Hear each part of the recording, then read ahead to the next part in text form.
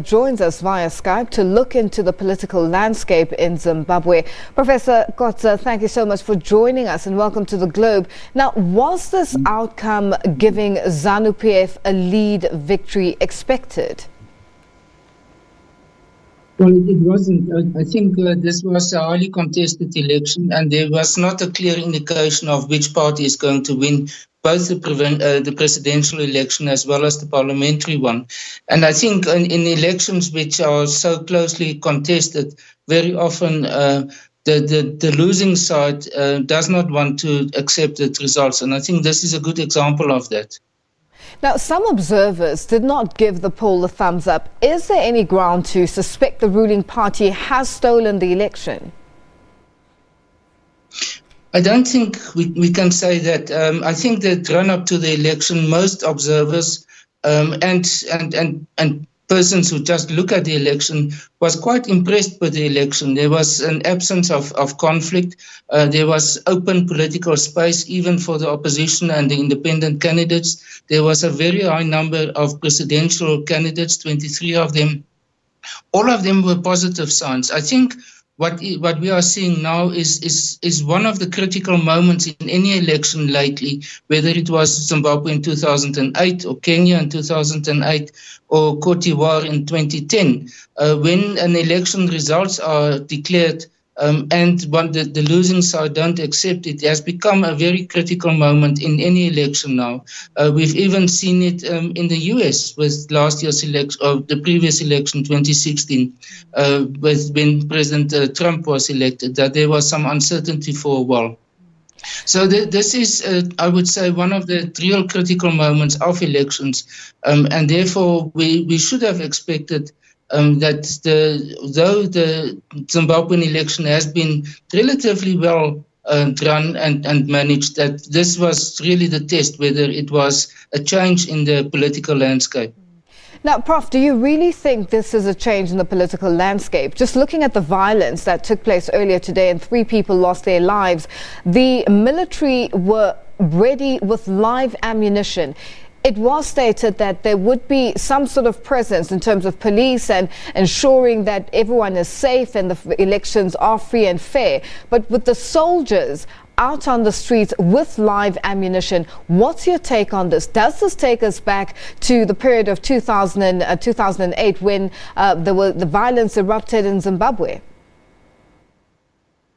No, it's not the same as 2008. The scale of violence is much less. It's also not the same as in Kenya or in Cote d'Ivoire, as I indicated. So though there are incidents, at this stage the incidents are limited mainly to Harare, and it is not all over the country. The test is going to be whether it's going to spread or not. Tomorrow is an absolutely critical day when, as we understand, the presidential election results will be announced also.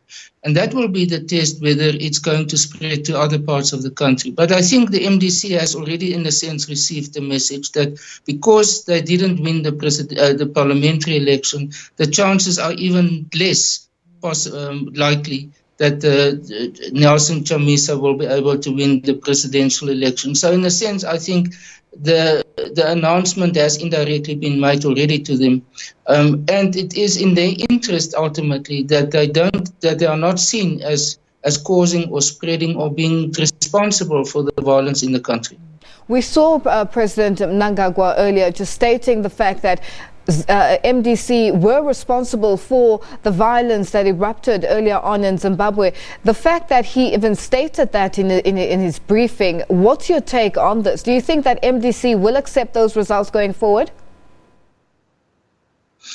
I think it's going to take time. It's going to depend very much on the MDC leadership, whether they will provide a mature leadership in this particular situation. I think there's going to be lots of pressure on them from outside countries, because we've seen that the African Union, even the European Union and the US have to some extent accepted the election results, though, for example, the European Union said it was not a level playing field in this election, but to a large extent they've accepted the positive elements of this election. So from their point of view, it is ultimately exceptionally important that there's political stability after this election. And it is in the interest of the international community that there's not a repetition of the 2008 situation. So I think there's going to be lots of the political, diplomatic pressure on MDC not to continue with this conflict. And the people of Zimbabwe themselves, do you think they will heed the call should ZANU-PF win the election and MDC has to accept the results? The people themselves, do you think they're ready to accept those results? I think ultimately, given the fact that I indicated, the factors that I indicated earlier on, that there is a change in the political situation, in the political climate, not yet an economic change so much, and that is going to be the next important step for the government. But politically speaking, there is more space, there is more tolerance for opposition, and I think from that point of view, that has to be acknowledged by all the political role players in Zimbabwe. And for that reason, I think there's going to be, as I said, a lot of pressure on them to accept the imperfect election, but still an election which is much better than any one of the previous elections. Professor Dirk Kotze, thank you so much for joining us. We'll leave it there for now. That was Professor Dirk Kotze joining us via Skype and just looking into the political landscape in Zimbabwe. Hundreds of supporters of Zimbabwe's main opposition party, the MDC, gathered outside a Harare hotel today where election results were being announced. This as it became clear that the ruling ZANU-PF party won the majority seats in parliament. The situation became volatile, causing police to fire rubber bullets to disperse protesters who had blocked the entrance to the building. Well, earlier, the spokesperson for the opposition party tonight called the military's action in Harare unjustified. This is what he had to say at a news conference earlier. President Nelson Chamisa is shocked, saddened by the events